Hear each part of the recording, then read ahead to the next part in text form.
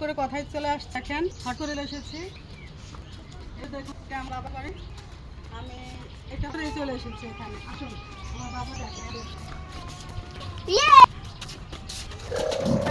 এটা কিন্তু 12 মাস পেয়ারা।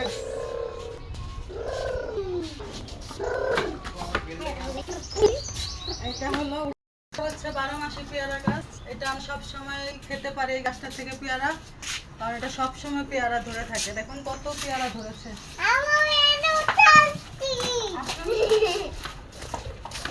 এটা আমাদের উঠান বাড়ির,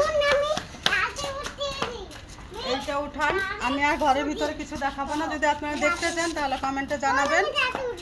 আর আমরা কিভাবে আসছি, কোথা থেকে আসছি, এটা আপনারা কিছু কিছু শেয়ার করে দেখাবো। আপনারা দেখতে চাইলে দেখবেন। তো আজকে এই পর্যন্তই, বাই বাই।